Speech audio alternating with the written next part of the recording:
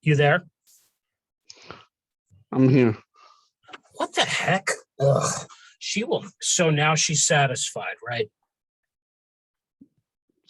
For the moment. As long as we get our recording session in, then you can do whatever for her. Like, oh God, she's too much. You know we're being recorded, right? Yes. Make sure this gets edited out. Yeah, no problem.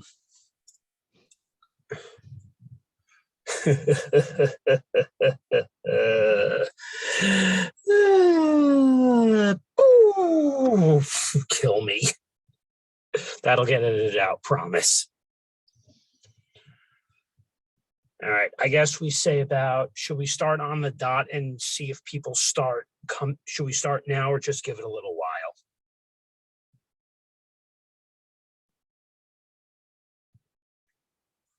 You there?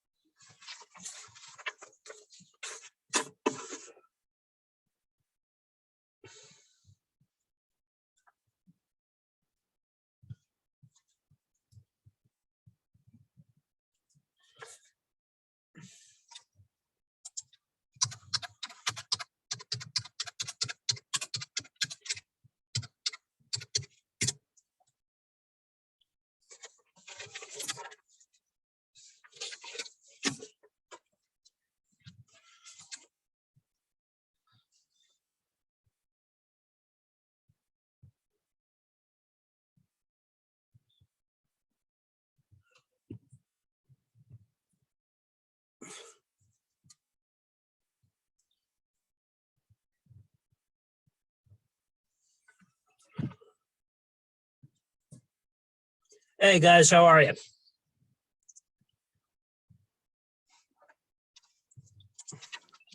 Hey, Hey, Benjamin, I'm just Ben. Hey, how are you both? Jonaed, nice to meet you at last.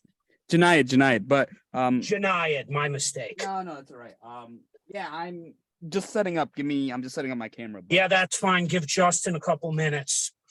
perfect. Hey, guys.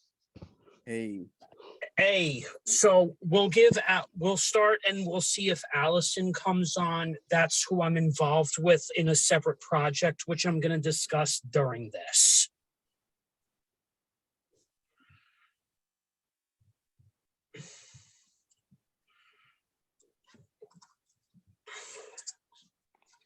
Hey, Ben, I would make this all audio or what's the deal?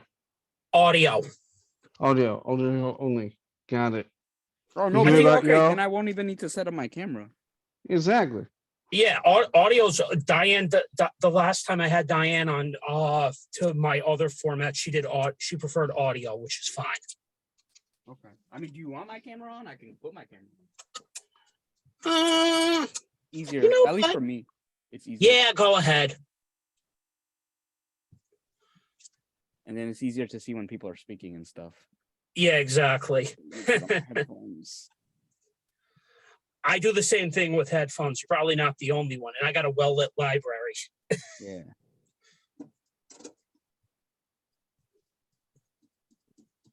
Yeah. Hey, Diane. Hey, Justin.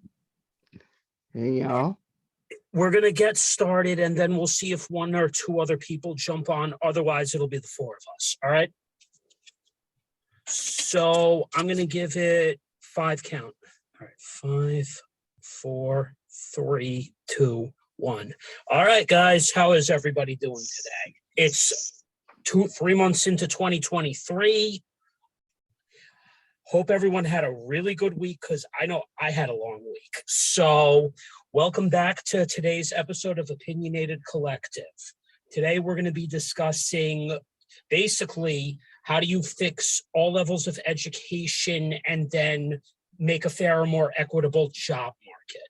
Today I have the pleasure of bringing back my man Justin, basically the Batman, the Robin to my Batman, who without him this project wouldn't even be where it is right now. Today I would also like to welcome back Diane, who's a career coach. She's been a nonprofit job developer and a career counselor in college. And last but not least, Jonaed, who was a data analyst, who's also been a recruiter for up to a year as well, and just moved on to a really frigging awesome job at LinkedIn, which is basically advising people. Not LinkedIn. I'm a LinkedIn engagement specialist for a company. So I coach the company internally on LinkedIn. Fair enough, but obviously because of personal branding and almost all and basically building the community that you did, you were able to nail that, which is just awesome, on so many levels. Good job, bro. No, it's good. It's good. And thank you. I just want to thank you, Benjamin. You're always supporting me and all that stuff, and it doesn't go unnoticed. So I appreciate that. Thank you for that. I mean, I'll leeway into this a little bit. We had a little bit of interesting exchanges on LinkedIn, but I would say at least 1 year later, you grew to respect me over time. And I'm glad that you are coming out today. Yeah, no, I'm glad to be here. I'm honored to be here. Thank you. All right. So 2 discussions ago, we had a couple of friends of mine who were licensed social workers, and one of our co-founders all the way up from Canada. We were discussing a bunch of gender issues. Today, since it looks like it's basically going to be all millennials, I'm waiting on 1 to 2 potential other guests if they show up. But anyway, we're going to discuss from the millennial point of view, how do we best work with the job market today? How do we best, propose solutions that fix education? Also, by the way, there's a couple little rules on this panel.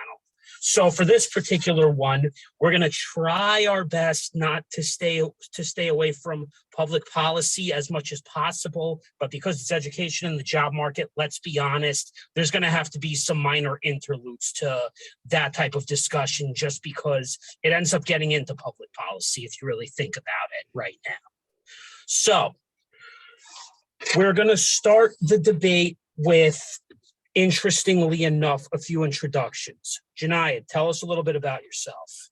And no, this isn't a job interview. So my name is Jonaed Iqbal. I'm the founder of NoDegree.com and host of the No Degree podcast, where I interview people without college degrees and have them share their stories. And my life's mission is to make the job force and job seeking more equitable to people without college degrees. There are many reasons why people don't go to college or can't go to college, and that shouldn't stop someone from getting work that can pay a livable wage, especially if people are putting the time and effort and have the skills to do the jobs.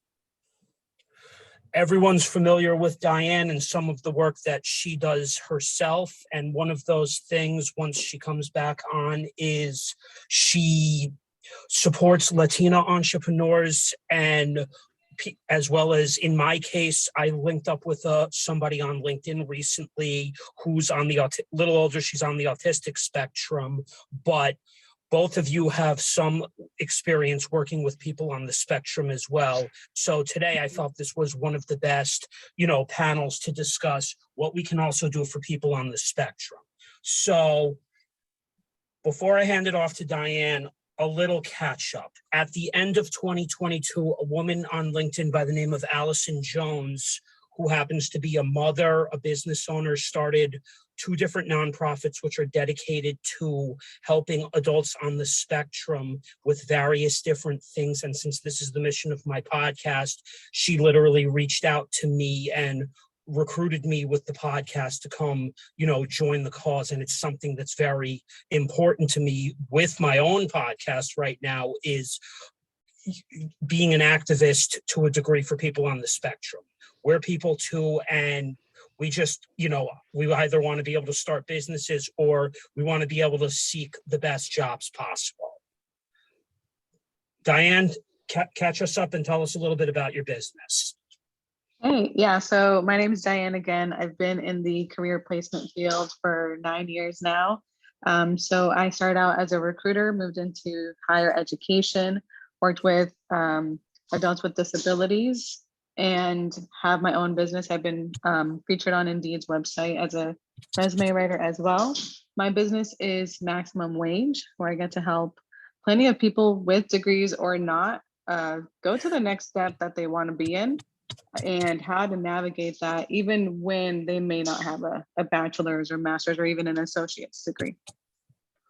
And last but not least, Justin, since we haven't had you on in a while, why don't you catch us up on what you've been up to? And as I said, you are the Robin to my Batman. Really, without you and all the tech knowledge, I don't think this project would have even gotten off the ground. So I give you a lot of credit. Nah, Ben, you're fine. So yeah, lately, I've just been handing out. I'm always working as a software engineer, sometimes for myself, sometimes for a company. But overall, I've been actually studying for my computer science degree at Oregon State University on a fast track because I already have a degree. However, I do understand that people need a more equitable and more accessible way of getting job opportunities to make the money that they need.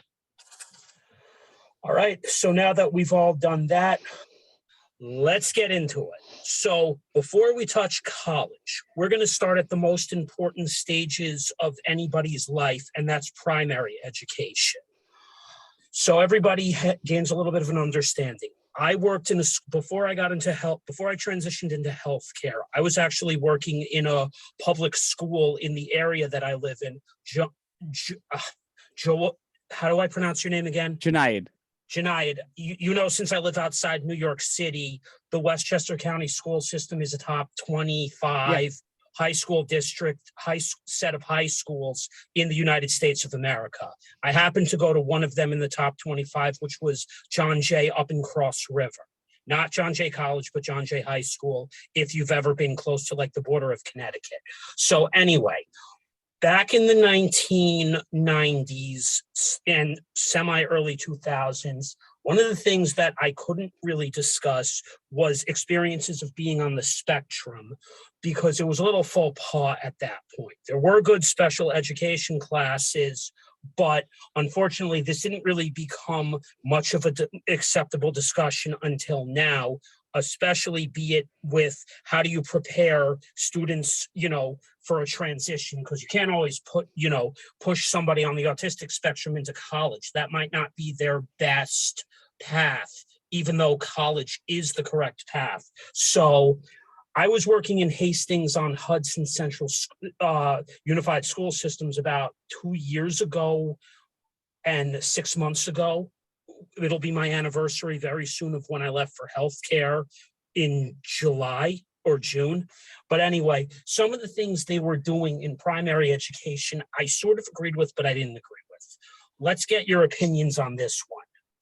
Let's start out with, for example, the push for personal finance. How early do you all believe this should really be taught? Should it be done in elementary school and middle school, or throughout all 4 years of high school, because you're sort of closer to making your own decisions? Who's going first? I'll let you go first. Okay. It's a very interesting thing because, there's always people saying, hey, I wish I learned this earlier in school.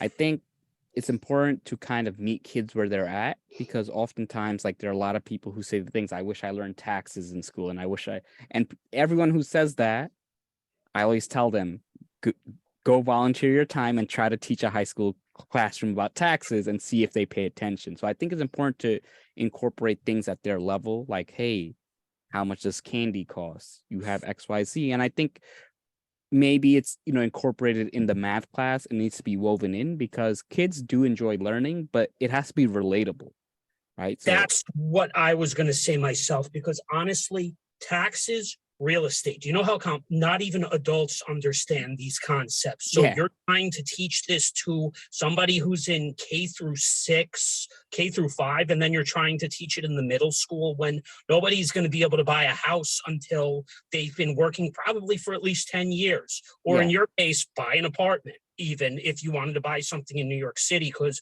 we all know how expensive trying to purchase in New York City is. There's literally no way you're really going to be able to do it unless you have a certain income level. So I feel like 4 years from freshman year to senior year would be reasonable. Yeah. And I think at different levels, you can teach different things.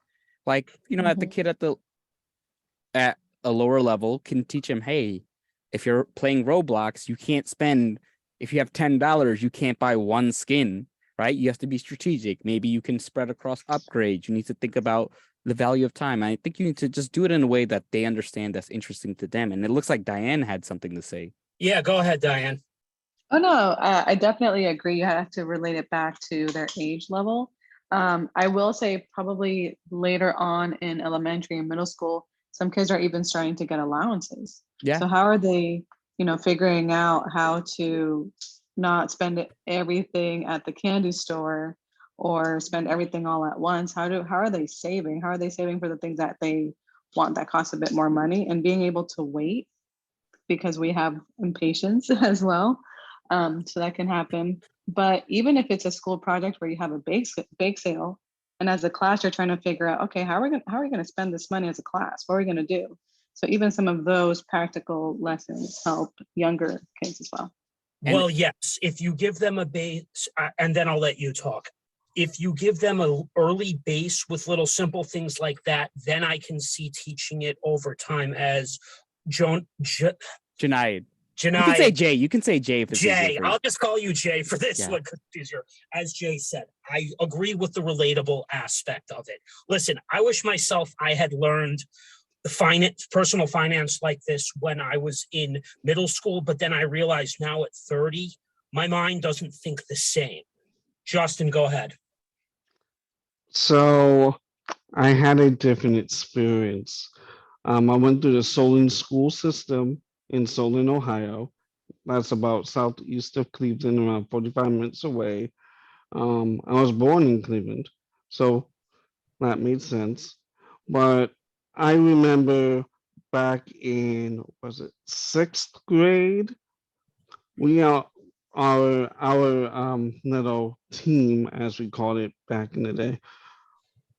We all were instructed to have like this um s- fictitious economy where students will actually create businesses, provide goods and services, have a checkbook, earn fake money, which at the end of the year you can use to buy goods and service goods.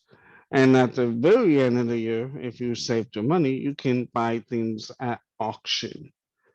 And so for since sixth grade, I've learned to write a check.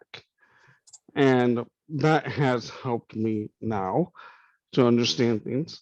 But even as I went through middle school and also high school, economics, um, they teach some idea of taxes on how do taxes work, not with numbers like, oh, the United States system, but just in general, how do taxes work? Well, taxes create a dead weight loss. Why? Simple examples. And then, of course, throughout university, in my first degree, I minored in economics. I even got a graduate degree in economics. And so for me, Oh, it's always kind of been economics has completely ruined you. I will say that. absolutely, I would say, be prepared if you take anything greater than um, intermediate, micro, and macro. The principles classes don't do justice, in my opinion. I That's kind of 100% like, agree. I think one of the most dangerous things is just giving people Econ 101 and 102, and a lot of people not absolutely. understanding that they're very theoretical environments. Just like when you learn when you learn physics, right? It's in a vacuum kind of thing, and in the real world. Yep. But one thing I wanted to add is that a lot of financial habits come from your parents, and they come from they're not just okay, spend less than you earn, but a lot of it has to do with the emotional. Anybody can think about, hey, spend less than you earn, but there's an emotional component to it. And I think it's important with the fake Yes. money, Very. with all that stuff, like, hey, give them the fake money, you could buy this, and some sort of system. So then they're thinking, right? They're being creative. Yep. Speaking of where your habits come from, my father was actually a CPA, and he's been as high as vice president in finance for a couple large Fortune 500 companies. He now works at the DOT. He worked at Amtrak for up to 10 years. My mother, is very good with finance herself, and she's been in the field of public relations for almost 40 years, working for people and then freelancing. And who do you think I learned most of my stuff from, or at least got a better grounding in it? The only other thing I would say is, unlike when we all grew up, respectfully, if I remember correctly, Jay, how old are you? I think you're close to my age. Yeah, I'm turning 32 in 4 days. 32. Happy early birthday. Congratulations. Happy early birthday. Yeah, So thank we're you. all in our 30s, and Justin is in, Justin just turned 41. I turned 37. But anyway, you learn finance at home through your parents typically. And now, at least our age group, you can go to YouTube, and I can probably name 7 to 8 finance channels that you could be using to teach kids today, like Graham Stephan. I've seen plenty of YouTube creators, Erica Kohlberg, who are both on LinkedIn, that they teach finance that a kid can understand it. So as far as personal finance, I'll agree that should be taught gradually. Now, the next thing, let's get everybody's, how early should learning job seeking be taught? I'll go. I think skills should be taught, right? Communication should be taught, because again, it's like kids have trouble relating to things. And I think it's more focusing on the actual skills, the problem solving, because if you equip kids with that, when they're ready to search for jobs, they're in a much better situation.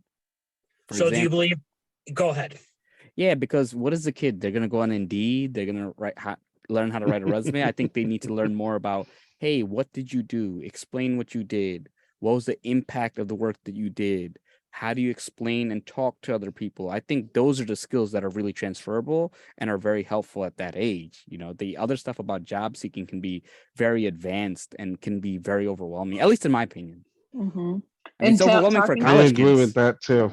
It's even Yeah, I overwhelming would for agree. college people. kids. So it's like, Oh, yeah, with college kids, it's even Unless crazier you've because it taken AP changes class, every 5 unless you took minutes. advanced placement classes, and not everybody, unfortunately, is going to be blessed with the ability to take an AP class in college unless they're advanced smart. Even Yeah. with how advanced we are nowadays, where kids are getting college degrees much earlier before high school graduation, which I'm not necessarily shocked at, because Justin has shown me these articles before. Again, not Crazy. everyone is in the right environment that they'll be able to succeed in taking an AP class. Yeah. And also the other thing, and Diane can probably expand on this. I work with a lot of college kids. They're very good in class. That does not mean they know how to search for a job. It's totally different skill set that comes to understanding Yes. what you want to do. For example, I was speaking to someone today and they had like applications for some high school interns, and some of them had like Snapchat butterfly filters, and then some of them had like these other things. And it's like, you're like, No. what are you doing? And then Oh, I think like no. 2 kids had like a suit No. and tie, right? And it doesn't have to be the best suit and tie. It's just like effort, at the level. So it's like there's a lot Yes. of emotional intelligence, how to relate to others, understanding what you want. And I think I think the big thing is there's so much misconceptions about like job seeking, even with a lot of people. People just have to know, like, hey, what do I like doing? What am I good at? What are the habits? What are the discipline? And those are things that once you pick those up, a job is not as hard. Yeah. I I will agree say with you on that. the one major skill I probably see missing from first grade until college is communication. 100%. Well, because communication is Absolutely. so much different today than what we all experienced growing up. Mhm. I will say Yes. this much, especially for children of baby boomers, which is what all of us are on some level. The baby boomers were very, aside from the fact that we were pushed to degrees, which I would say maybe it wasn't the best for everyone. The most important thing that they emphasized was having social skills and saying things like good morning, good afternoon, being polite to Mhm. one another. These things are the most important skills, no matter what you do, whether it's working in the tech industry, construction trade, how to basically talk to people. It's so much different now. I mean, we made adjustments with the cell phones, but how often do we ever get to even just like this? Look at what we're all doing. We're all socializing and talking. And I feel like we're going to be this last generation with that skill set, of being able to get together, whether it's in a virtual room like this or in person.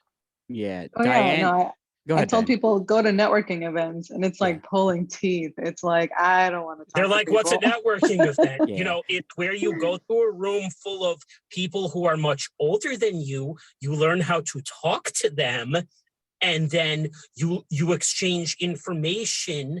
You don't necessarily have to be obvious that you're trying to get a job with them. I did an event like that 2 years ago, about a year and a half ago, back in 2021. I went to the Westchester County Association Real Estate Summit, where you had a lot of older people in the room and people from different industries like banking and real estate, much older people. It was actually enjoyable to be in a room with people. And this was when COVID was beginning to subside. And, Yeah. you could finally Mhm. do in-person events again. I Yeah. like networking like this, but when you network with people in a room, you can get a much better idea in person of what they're actually like, which I can't Mhm. figure out on a website. I don't know how you Mhm. how you three feel about that. Yeah. Well, Oh yeah. Go, I want Justin. to say something, which is funny because um when I landed like what they say dream project, dream job in 2019, I was invited to participate this thing called DroidCon. Now, this is for Android developers, of course, but it's an in-person networking event. That's why we go to these things. We go to these conferences, networking events to learn. And like everyone was saying, I feel like this is kind of like our last generation where we are like, okay, let's go to a networking event or let's go out and do something with ourselves other than just, okay, let's be on our computers all day. I don't want to be on the computer all day. I'll admit it myself. And we all have entrepreneurial spirit as well, because we're all being entrepreneurs in our own right. Even to build a business, you have to go to these live networking events as well. Virtual summits are cool, but virtual summits are not the same thing. No, not the same. Absolutely not the same. Yeah. Also, one thing that Diane said, I think like one thing that, because I mentor my nephew, and one thing that I've always done with him is since he was little, I've been watching him, like hanging out with him since he was like 3 months old. And, now he's like 14 years old. Since like he was young, I'd always tell him, be like, hey, ask Andre how his day was. Like I used to tell him, I used to have to tell him. And now he just goes just naturally. Hey, how are you? What's up? Hey, how's life been? And I think one of the biggest things that you have to teach a lot of kids to do is how to talk to adults. And I think, well, yeah, because guess what? You ain't always going to be able to use the cell phone. Sorry to say, we all like the messaging because, it's quick chat, like when you connect with someone on LinkedIn. But at the end of the day, are these younger kids don't know what it was like before the cell phone, which is what I think we all probably miss those days on some level. I miss the 1990s, and I was born in 1985. I don't know how the three of you feel, but don't you miss the 90s on some level? Yeah, where kids actually left the house and didn't come until the sunset. Yeah. So yeah. Yep. I miss those days. Those were the days. Those were the days where it's like you don't know who's online, but you do know who your friends were because you walked together, you're on the bus together, you're in the band together, whatever. And now, I mean, everyone's kind of like, well, everyone's online. Well, have fun, make your own connections. All right, so the next one. Okay, should secondary education, high school, encourage more AP classes to work out how to equip students for what they will need for college? Preface again what I said, not everyone will be admitted into an AP course. So some will have to play catch up in college like I did. So for me, college took a lot longer than most people because I discussed this in an earlier Pick Your Brains podcast with my guest Madeline, where the reason the degree took so long was because the 2 degrees took so long was because I had to work part-time. Unlike most people, I didn't get to go to school full-time, or I went between full-time and part-time, and life got in the way. So you can imagine that, even the bachelor's degree took almost 9.5 years or 5.5 years with the associate's degree just to finish. Had I done some AP courses, it might have arguably, made it shorter. But what do you guys think? Yeah, so I went to a top 20 high school in the nation. So I went to Bronx Science. So it's a top 20, 30 high school in the nation. Wait, Bronx High? Yeah, Bronx High School of Science. So. Oh, okay. Yes, I think I did know that. Yeah, so it's a top 20 high school, and everything was AP. It was actually like, I remember I told a girl I didn't want to take a math class my senior year, and she was like, oh my God, you're going to fail at life. It was like to the other extreme. How were you told you would fail at life? Let me tell you, there were people who would walk out with the 1550 on their SATs, and they were crying, and they think life is over and they can't do anything. So I think the important thing is, look, if a kid is doing well in school, you should encourage them to take what classes are going to suit their goal. Because I think we focus a lot on jobs thing, but I also think you have to give people what they want. The biggest thing you learn in school is the ability to learn. And the fact is, you're just not going to know what you want to do at 18. Yes, there are some kids that know exactly what they want to do, but I come across way more people who stick to a path because their parents or society or their culture pushed them to it. And then they're 28 years old, 30 years old, they're coming out of their med school residency, and they're like, I don't want to do this, but I have no choice. I dedicated the last 12. I have no skills. So I think it's important to experiment with kids. And I also think you need to figure out, some kids are really advanced. And I've seen some kids who are terrible in high school, really good in college. I see some kids figure out some time, because people have different ways of developing. due to parents, due to a lot of things, right? And I think it's very important to let kids just do extra things, whether it's take more classes, get involved in sports, get involved in clubs, and Or I'll tell start their you, own project outside of yeah, school. yeah, and encourage Yes. that, because I You can learned the completely most. do that nowadays digitally. Look what I'm Yeah, doing outside of work Yeah. hours. This was Yeah. something I wanted to do 10 years, 10, 11 years ago, but guess what? Because technology wasn't as well developed, I was not around the right people to be Yeah. able to do something like this, but it came around later on in life, knock on wood. Thankfully, the pandemic woke me up to finally realize I got to do something for myself. So Amen to that. yeah. And so I was one of those people who was around the wrong people. And I think especially for entrepreneurs or even getting the right job, you need the right people in your life. And yeah, even with seeking a job, Yes. guess what? If that means I look for a bunch of people who are in digital marketing or data analytics that can be more encouraging than somebody I know who's my age right now, who's literally been a hiring manager. He's a manager of analytics, but he's not the most pleasant person. I wouldn't spend any more time around people like that anymore who Yeah. are unpleasant, even if I was trying to look for a job.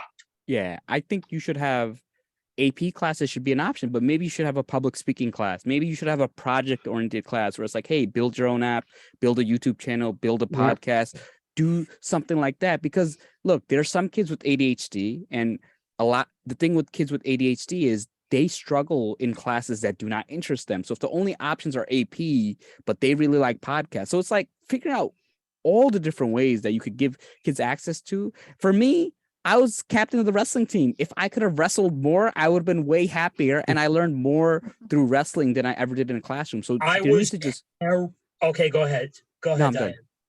Oh, no, I was gonna say, I also like the option of more vocational schools, having them, Please, pick up a more. trade Yeah. in high school. So even if it's a hands-on career Yeah. advancement or learning career advancement where you get some of those college classes early, either way, like, start it early where the kid doesn't have to fork out more money to Yeah. start a career.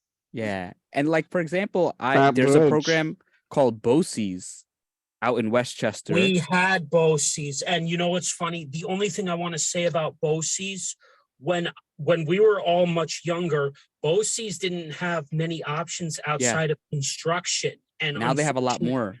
I was reading that and I was impressed myself because 17 years ago, honestly, the idea of me being a plumber, and don't get me wrong, I would have considered it, but I realized something else as I was getting older. If you cannot manually learn the basics in a construction trade, as much as everyone says, be a welder, be a plumber, be a carpenter, you're not going to be able to, do that for a career path unless you came from a family where it was encouraged, where dad had been in a construction trade, grandfather had been a union carpenter or something like that, where it was generations. Yeah. The other thing is BOCES has they have other things. Like they have like the estheticians, they have like hair, Yeah, they have got like barber. medical. Yeah. So they Yeah, have the all these medical pharmacy tech. Yeah. So, and the beauty of Pharmacy development, tech, that's something I IT. want to talk about. Yeah. Because so I went to University of Toledo. I was actually pushed by my mother to be a pharmacist, and because my father's actually a medical doctor. And I did my 6 years, but I was not smart enough. I was not good enough. So I got my bachelor's in pharmaceutical sciences and pharmacy administration. I did not know about the pharmacy technician until after the fact. Well, that's because the economy crashed. Well, that too, but I The didn't economy, know. let's change the word, collapsed. It did, but I also didn't know. Same thing with computer science. When I was looking for a place to learn, I didn't know about computer science either.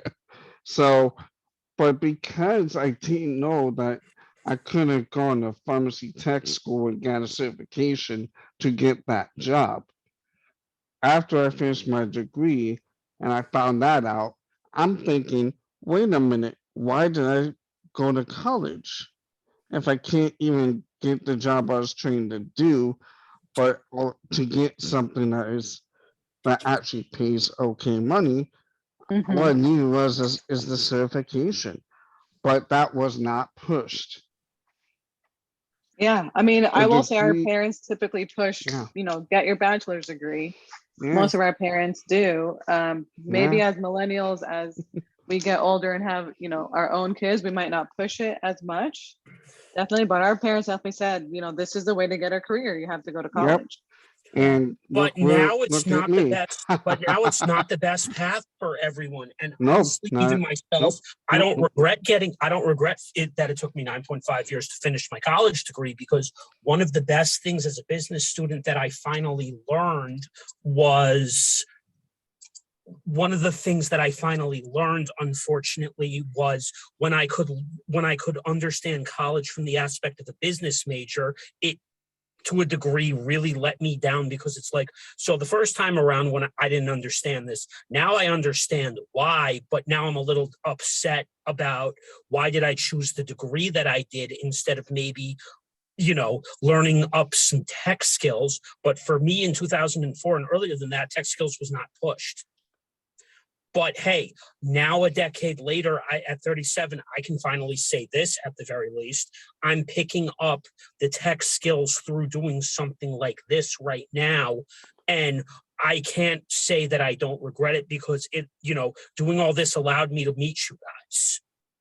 Yeah, let me tell you like one thing, and like, the BOCES program, I think it's really good to get kids skills early, like the pharmacy tech. Okay, you want to be a pharmacist, be a pharmacy tech. Then you get to see Agreed. firsthand, do I like this stuff? What is it? You get to talk to actual pharmacists, and then you can choose, hey, I don't like this. And then it allows kids to have a job outside of fast food and retail right off the bat for their Yep, resumes, right? yep, Like think about being a barber, right? Kids learning how to cut, they yeah, could cut their friend's hair and now like, make like $20, and then they have some yep, skills to get started way earlier. Because the thing is, you have a skill at 18, whether or not, if you go to college, you have a paying skill that you can leave college with, and maybe you could go further, or it can always carry with you. Or if you choose not to go to college, by the time you're 22, you have 4 years of experience as a barber. You can save up some money, and now maybe you can open up your own shop, right? You have 4 years of experience, so it makes a big difference. So speaking of that, I pulled up an article here on the computer that I wanted to incorporate into what we were just talking about right now, which is skills. So this article was from Indiana's educational website in the state of Indiana, and it's actually an interesting article, but there's 4 tables. Table 1 is bad jobs for high functioning autism or Asperger's. Basically, as you just mentioned with cashier, that's not the best job. I mean, I myself am in a call center right now. I can do it, but it's not really necessarily a great fit for somebody like me. It's just because of the retail for so long, this is unfortunately what I ended up in. It is what it is. But if I had seen this article back around high school and didn't realize that I was being pushed into something I didn't necessarily want to do, maybe I would have listened to my dad a little more carefully and looked at something like a pharmacy tech. If at the very least it would have allowed me to transition in a shorter period into the healthcare sector and do something else. But Yeah. would I have known that at the time, 2008, 2009? No. So on table 1, cashier, short order waitress, casino dealer, taxi dispatcher, taking oral dictation, airline ticket, future market trader is not probably the best job. Receptionist is not even all that great. But either. also that list, I think we also need to realize that autistic and people with Asperger's are not a monolith, right? There are some No, people. they're all different spectrums. Look at Yeah. me, for example. Look at how I can talk. Look at how I can function. Yeah. I mean, and most people have said to me, I really don't like hearing it, but oh, you're autistic. I'm like, I learn a little differently and I need an IEP. That's all this means. Yeah. It doesn't mean that I'm low functioning and can't hold the conversation, because clearly I can. Yeah, no, because I saw you said futures trader. I know like some people with Asperger's who are like, they're very good at trading because they're very disciplined. They're so interested. And I think it's like those articles are good, but it's always good to kind of look at, does this apply to me? right? Because oftentimes we blanket people into saying this job is not good for XYZ, but for some people it is. But I think those articles are a good starting point, but you always have to experiment and you always have to line it up with what you're actually interested in and what you do like doing and what you don't like doing. So I was a visual person myself, and how Justin mentioned he's basically doing computer science and found out about it later on. In fact, table 2 mentions computer programming, which is what computer science was originally called. Photography is another one for a visual learner. Animal trainer or veterinary technician. Web page design, as Diane mentioned, building trades is actually a very good one for somebody visual. So basically anything where you're working with your hands, as I mentioned earlier. Table 3, this is for non-visual thinkers. Accounting, programming, journalist, copy editor, which is another technical skill, bank teller, and the final table, table 4, which is factory line, janitor jobs, restocking, data entry, things like that. So these are good research-based articles. And you're right. I think they're a great place to at least get an idea of what's out there. Yeah. Mhm. Yeah, But I definitely that's the like the key. other part of taking career tests where you put in your interests and then it even gives you career paths. Like, hey, this is a level 1 job you can get based on what you like to do. And this is where your career path can go. There's a website, onet. ONET is so good. So good. Yeah. ONET? Has yes, ONET. Yeah. If you combine ONET with the Strengths Finder, Gallup Strength Mhm. Finder, you combine them, that's like gold. I want to Yeah. put this down because I'm going to ask you both for, the resources from your business afterwards to be linking to the video. And I'm going to link this as well in addition to Indeed, because I think it'll be great when I post this for people to be able to find, some job seeking and, links and stuff as well. And, the work Mhm. that you two do. So now that we've covered at least one more little topic, I just want to bring in toward especially high school. This has gotten a little controversial because a lot of people haven't felt that primary education has been preparing people for more than college. So this unfortunately gets into a political/public policy discussion, where unfortunately it could potentially get nasty depending on who you discuss it with. But do we all feel that primary education did a good job preparing us, or do we think it should have been done differently, being as when I graduated in 2004, it was 3.5 years and then the country collapsed. When I believe you two got out of high school, we were already in a semi-recession. Yeah, I graduated high school 09. So Same. Yeah, so I same. feel old. I think we all do in some way. 30, No, 32, I 30. really feel old. Well, you and I, unfortunately, I think got hit the worst since you're the start. I was born in 85. I was in 82, so I graduated from high school in 2001. Yeah, you graduated 3 years before me. So yeah. you two got out when it was 2009, 2010, and look at the state of the country back then.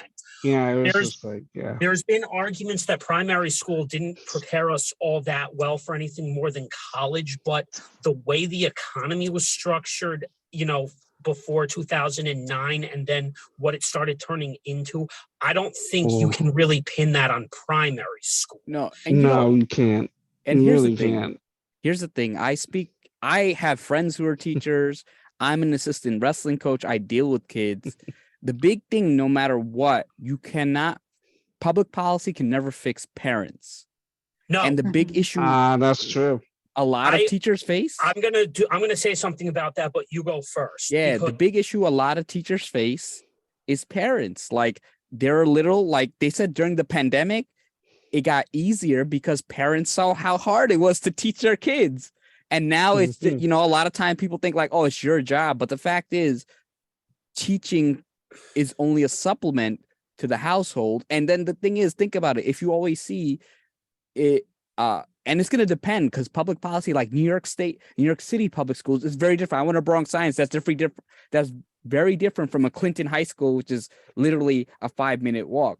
So you're going to have variances in Or Manhattan I'll give you a districts. good one. What you did, stuff that you learned in Manhattan is much different when you're dealing with parents in Westchester County, Yeah. since this is one of the top 25 richest counties in the Yeah, United States. it's of just America. different. Like Kids in Westchester County get So iPads, they in- get this. Yeah, Kids the in kids in the city, schools, kids in New York City don't have the same things. Yeah, But I would yeah. say Nope. this about kids in New York City in the long run, with how parents have had to run around with their kids in New York City. They had to fill out complicated applications, and they helped you understand much more complex application processes just by being in New York Yeah. City. And so Mm. the thing is, you need to have both groups working together, because schools always respond to parents' needs, and schools are always afraid of being sued. They're afraid of being complained at by parents and all that stuff. Like, I've literally seen instances where kids have cheated and the teachers really can't do much. It's like a very tough thing. So it's like a lot of teachers, I've seen more than ever, a lot of teachers are leaving the field. They're like, hey, I don't want to deal with this. Your kid is Well, being yeah, rowdy. because I worked in a school district, Yeah. and yes, I have a unfortunately, lot of parents have friends. become worse nowadays, and that's school education versus personal education from parents. Parents Yeah. are still supposed to teach their kids at home. They should be involved in Mhm. teaching their kids finance, how to, have good social skills and be good people. That's not a teacher's responsibility. A Yeah. teacher's No, responsibility is it's basically not. in some way to lay the academic foundation, but the personal education comes home. And I know there's probably when this gets posted, I'm probably gonna take flack for this on LinkedIn, and I give no care to this, No, but don't worry. I'll support you. Yeah. I've seen it time and time again. I'm an assistant wrestling coach. In this year, it was the hardest year to coach. We had a kid who's a senior in high school who lives 3 blocks away. His mom made him quit the team because she said, I want my son home before dark. How can you fix that? It's like, You how can you you can't. can't fix stupid. You cannot fix stupid. I'm you sorry. cannot fix these parents, and the teachers really try. And I'm not saying Fix that it. all No. these teachers are amazing and all that stuff, but there are some amazing teachers who are really trying their best, who are trying to do a lot of things. But at the end of the day, it's like, and one of the issues with They're a lot of the rich, constrained. a lot of the rich Hands are public tied. in a lot of Mhm. the rich public school districts, what happens is you can't talk about not going to college, because the parent will be like, hey, you mentioned that my kid can go to a trade school, you're going to get fired because so it's a very complex issue, that there are some issues that rich public school districts face, and there's something that poor face, and it's such a complicated issue. Let's just call what you said about parents in Westchester County something that I would probably catch flack for, but I don't care. That's called rich privilege, because Yeah. that's my county in a nutshell. Absolutely. Yeah. They want their kids to go to college, and there's absolutely nothing There's wrong with no But- other option, and it's sad. if today's kids want to be social media influencers, or they want to go into a trade, you should be encouraging that, because, to be honest, we don't know what the job market's going to look like in about 10 years from now with all this technology taking over. Yeah. So in that By one. interlude, we're now going to go to the next 2 parts of this panel, which is we're going to start with college education. We're now going to debunk college, because this is going to be fun. So, Oh, can I go first? Yeah, yes, go ahead. the first question I'll pose to everyone, and then Justin will take the lead. Is college the best option, or are trades the best option? With the rise of technology now and things like ChatGPT and more of a call for personal branding and or marketing, I think you could make an argument that trades are not a bad option if these kids can learn how to sell themselves on social media over a conventional college degree. But that's open for debate. Justin, go ahead.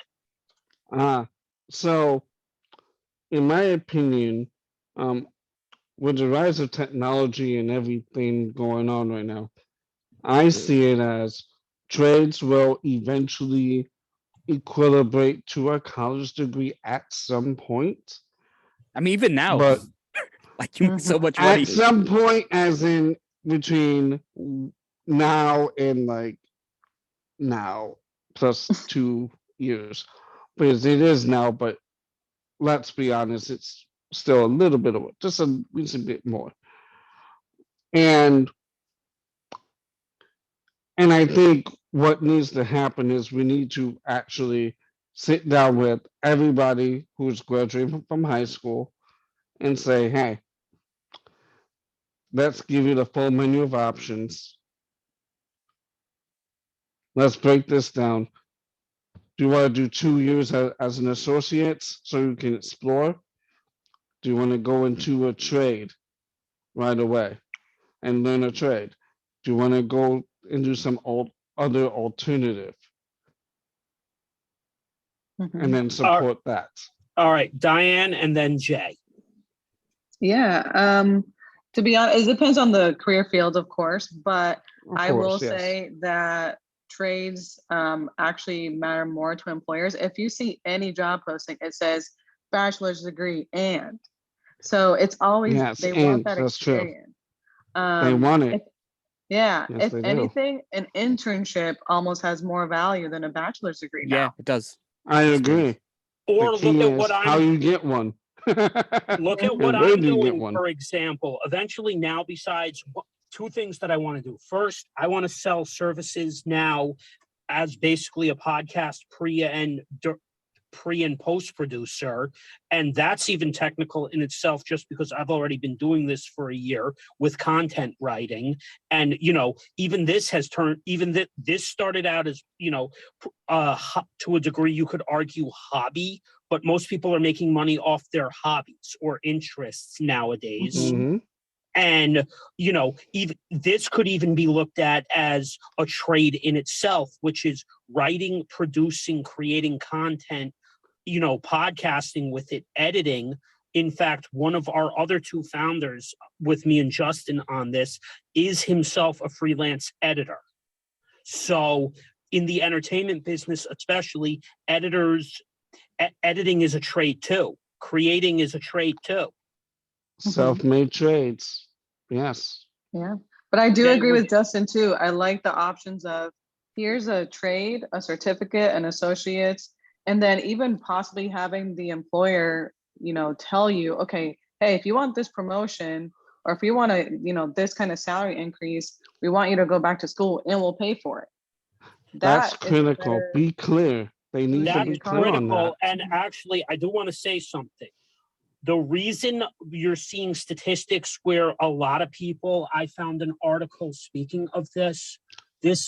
I would save this for a gender discussion panel again, but this is also tied to today, what we're talking about. Men, there's been a 37%. No, hold on, let me see. This was an article in USA Today that I saw a couple of weeks ago.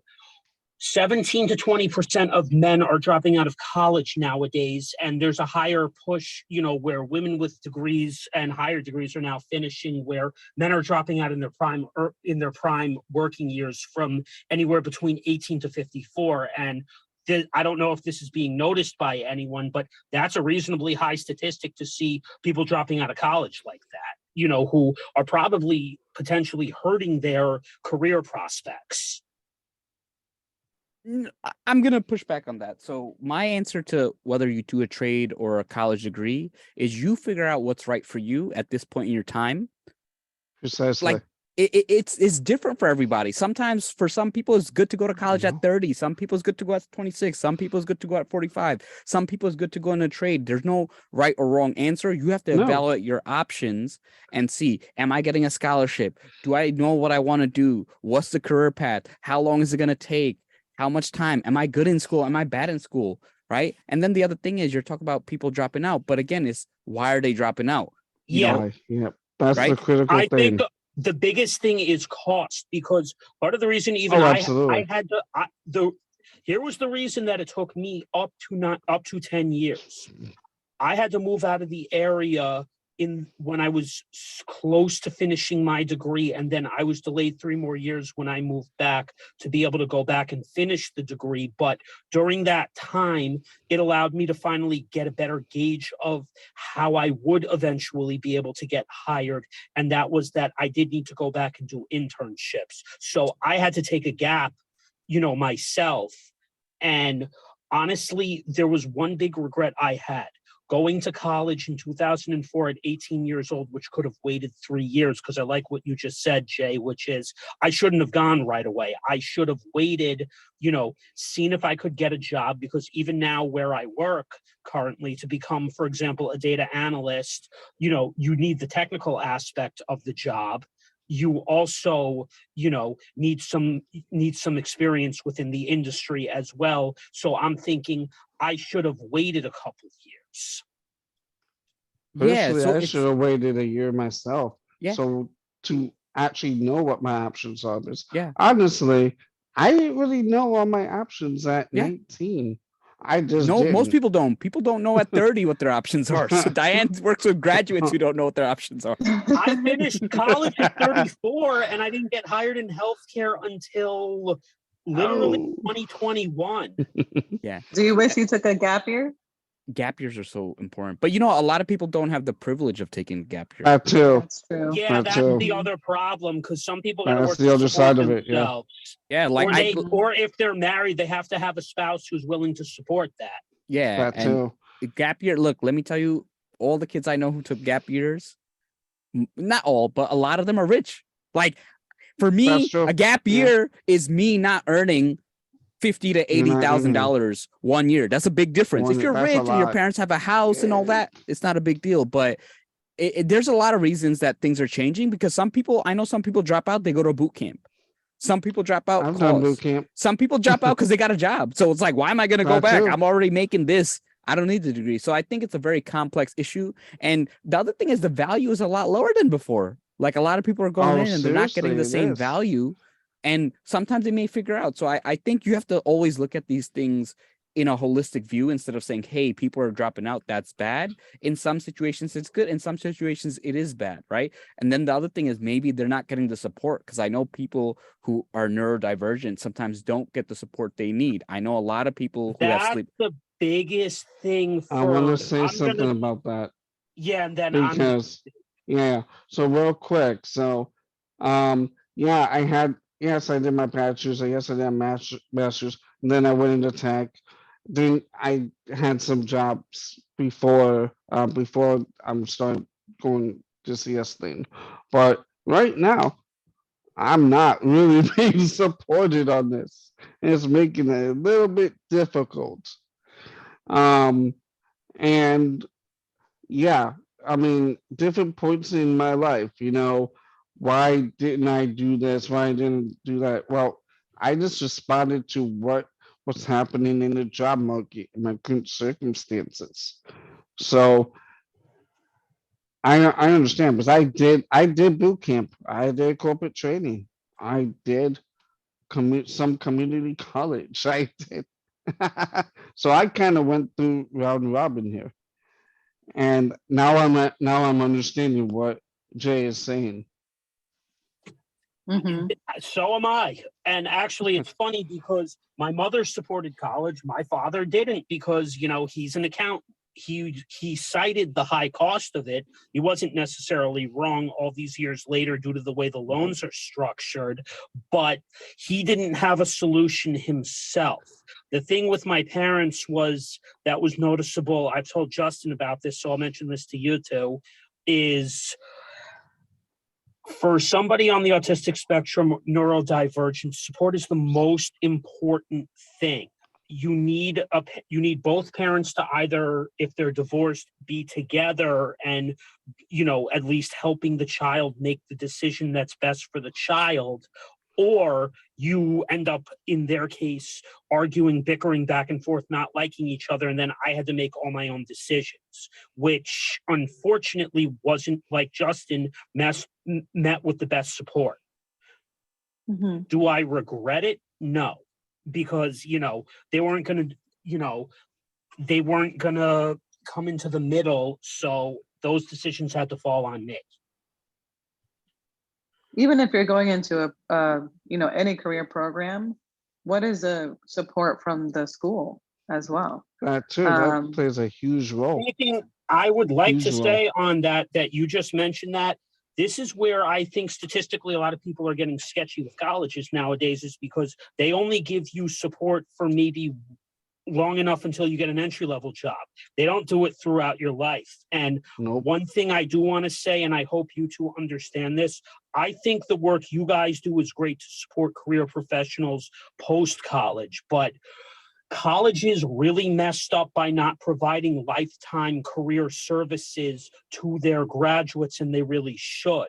But it's good that both of you are doing this, because that's tremendous, and that's what we need to be doing, because not everyone wants to stick to the same career path for 20 to 30 years of their life. You know, the other thing is, I wish more colleges had people like Diane, because my college office, and I went to Columbia, they gave good advice, but there were a lot of things that I learned outside. And I even to this day, I told them, and they don't want to change it because they're like, oh, it works for us. Because We're not gonna change Columbia, you went to Columbia, that's an Ivy League school. So Yeah. I'm glad that you got into, I'm glad you had that opportunity to attend an Ivy League school. Well, which I was don't. terrific on your- I regret the student loans I got from it. Oh yeah, listen, I bet. regret the student loans too, but you had a credible name on your resume. I at the could have very done. least. I would have been way farther if I didn't go to Columbia, because I wouldn't have had the financial burden, and I could have used that time to start my business several years earlier. I Yeah. respect you for it. I respect you like no other for admitting that you didn't Fair. want to go to the Ivy League. But you Look, I went for probably my did it. parents. I went for my parents. My parents think I'm an idiot. I went and I was like, look, I did it. I did it in a very hard field. That's really it. But the other thing is, it's like, again, I mainly did it for my parents, but Diane, you probably see, like, you learned a lot of things for your stuff outside of the resources the school gave you.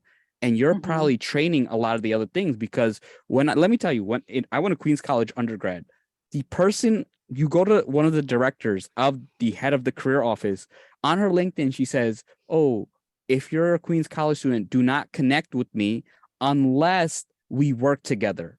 You are the says one that? you're the ones who are supposed to Wow. promote the program.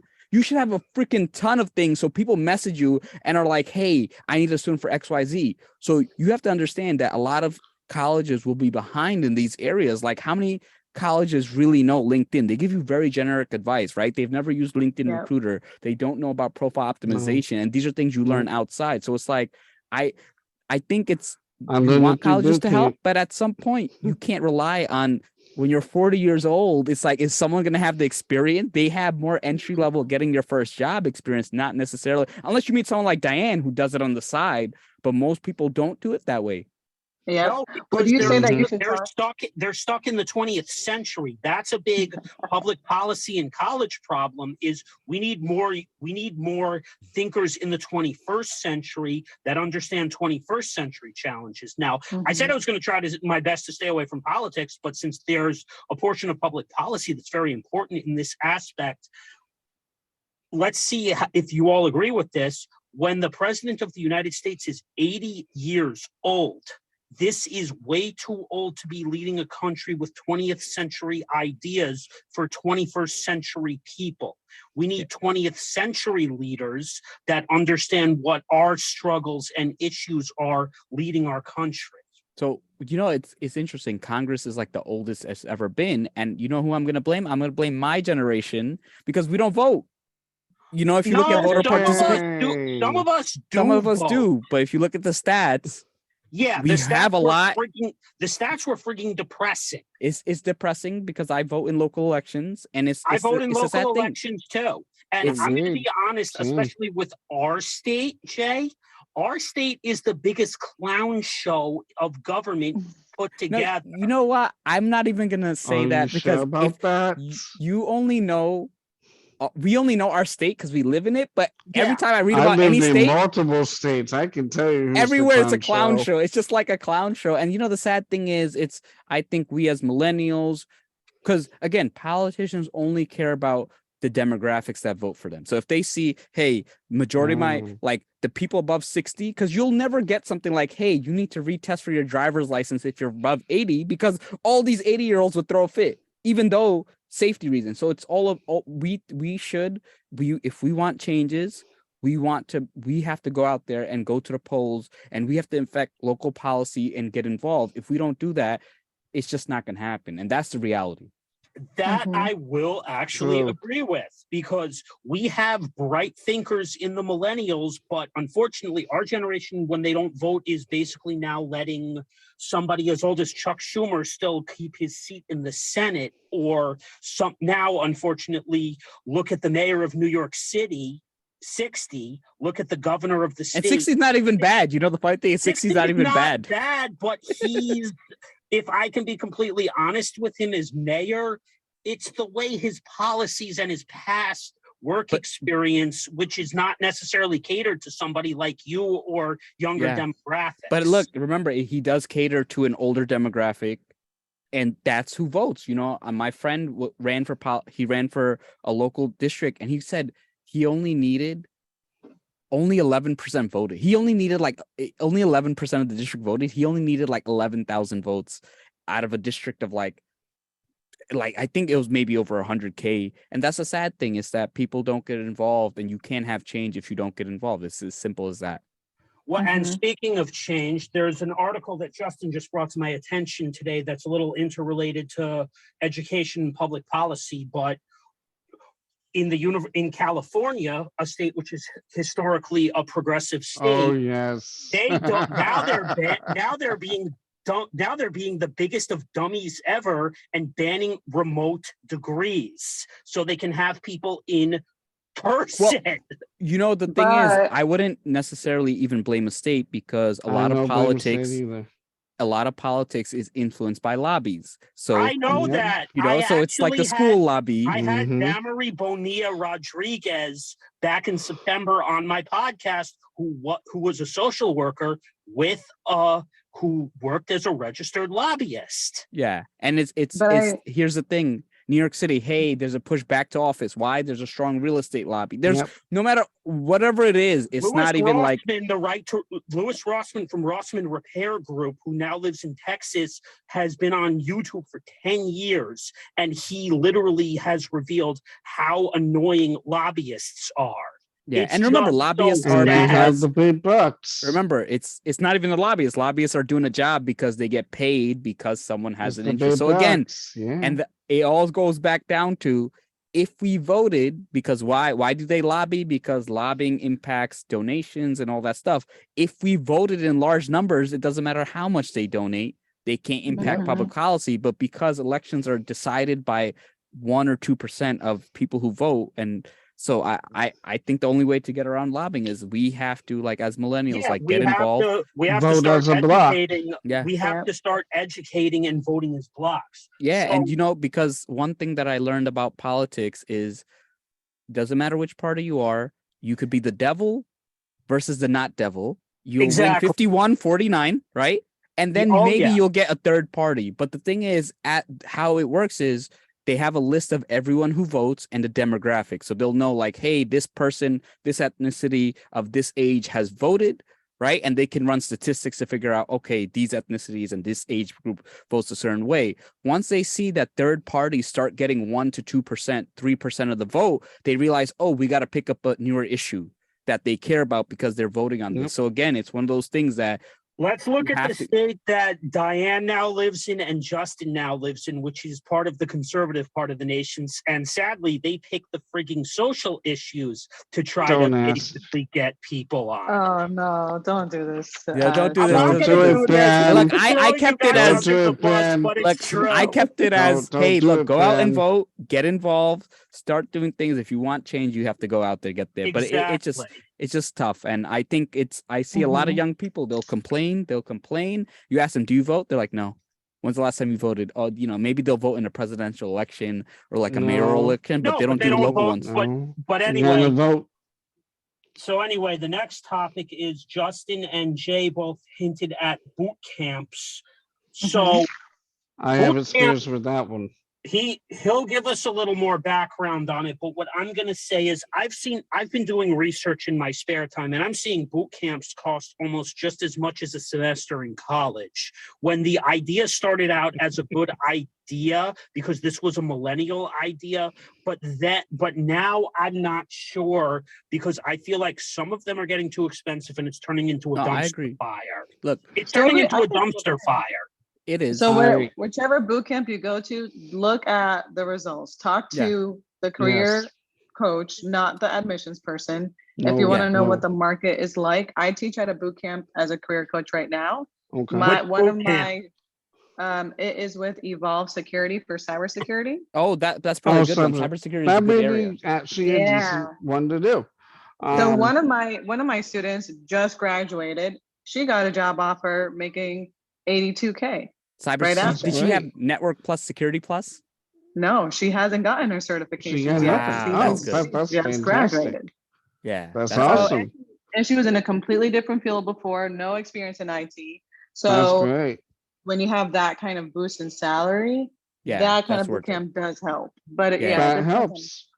You have to do your research. You have to be careful. Some of these boot camps do these predatory ISAs, so you have to really do your research. Income What stream you're I've gonna been do. researching. I've been researching boot camps as well, and yeah, the ISAs, the income share agreements. That's unfortunately been the most controversial part. Yeah, They have credit. They have credit climb builder loans. yeah, they Climb- have all climb types of credit. stuff. They have Yeah. all types of options, but then the problem is going to be what's the prospect of job placement So- if they overpromise job placement? And here's- then I they'll- want to say, I want to talk about that. Yeah, go Because ahead. I'm not gonna mention the boot camp, but it's out in Detroit. They recently been bought out. But I will say this is and this was a 2018, yes. So it was a .NET boot camp. I came in, I graduated.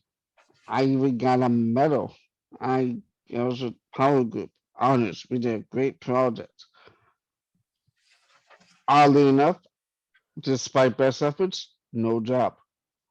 Yet some people did get jobs. Mileage varies. I'm not saying they did a bad job. They did a great job. But at the same time, mileage varies. Yeah, and one thing that I'll add is I am a resume writer at several boot camps. Like and Mhm. then I also have done the resumes for a lot of boot camp grad. The big issue is there was a time where it was easy. Boot camp, get a job. Now it's a much tighter market. You need to make sure Lot your tighter. resume's on point. You need to Yep. make sure you have your projects on point. Realize that Mhm. the boot camp is just a starting point. You still have to do Exactly. extra work on it. You still have to network. Exactly. The beauty is Yep. you have to network with past boot camps grad. You have it Yes. takes work. It's not just It you does. get It out. takes great work. And now here's the But thing. Some of them I are wanna- expensive. Yeah, go ahead. Yeah. I want to continue, but I Yeah. did get a job eventually. Yeah. So So after a it few took months, you a I lot. did get a It job. took you almost 2 years. No, it took me about 6 months. yeah, 6 but also months. it's Out. because look, a lot of times if they get a good resume writer, a good career coach, you'll get a job very quickly. It's just Hmm. they have to adapt with the times. What I that too. tell people, and yeah, it's expensive, but let me tell you, it's way better than getting a 4-year communications degree with no work experience. I want to say something about that too. It's funny Speaking you of say the that 4-year because I agree communications with degree, you. I do agree with you on that because it's quick in the market and the Yeah. cost is Because remember, the other thing generally is, lower. yeah, because the other Generally, thing not that all people the have to time, talk but yeah. about is 4 years, right? Let's say college boot camp is 20K, college degree is 80K. You also have 3 years where you're not earning income. So let's say boot camp, 1 year, let's say you spend 6 months, you spend 20K, you take a year to find a job.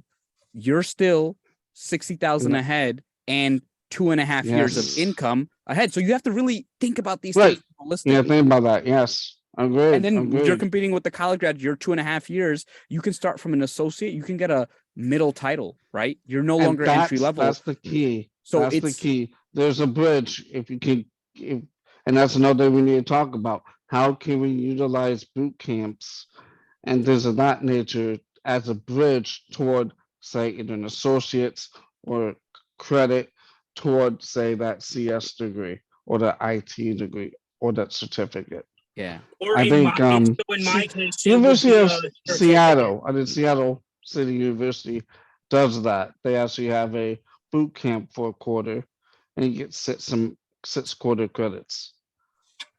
But not even boot camp or master's or bachelor's, but Or how do you get a anything, yeah. job where everything says like 1 to 5 years experience needed? Oh, that You, too. you know what? Everything. Here's something I That needs to be learned. talked about as well. So here's what I learned. So Oh, entry level. I Go have ahead. a couple jobs.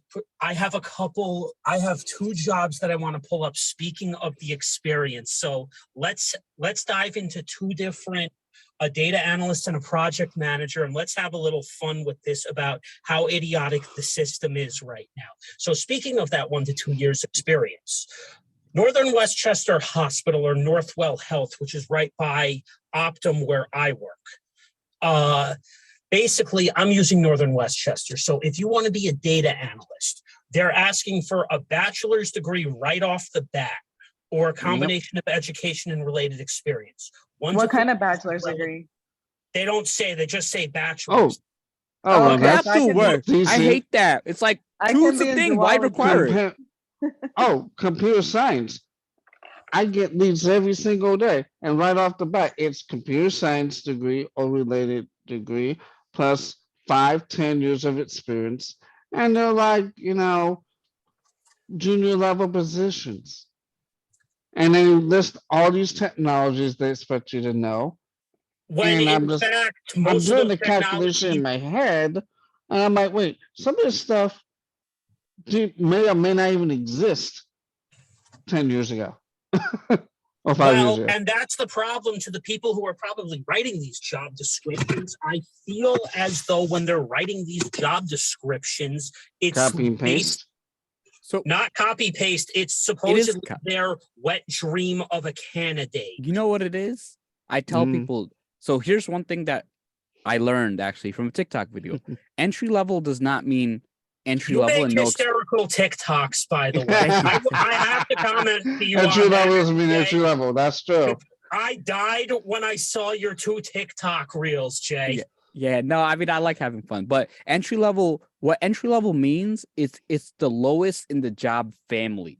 So that means within the company, that's the lowest within that field, right? Family, yeah. Now, so that's why it's so confusing, and it's HR's fault. HR is terrible at marketing. They're terrible at doing things. They're terrible at communicating things. They should kind of emphasize this. Now, as you said, exists to protect the business. They don't care about the four of us. They care about the CEO and the board of directors, and apparently that's their function. Yeah. So now the other thing is a job description is a wish list. I always tell people there's some people who literally put more requirements so they get fewer applications. So you have to think about it.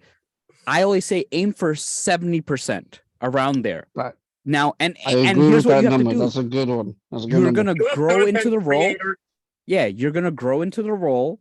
Yep. And the other thing is, can you do the job? Like if they ask for a Python developer and you don't know how hello world in Python, then don't go apply. Now, because here's the other issue. There's both sides. There are people who they're applying jobs that they're overqualified for.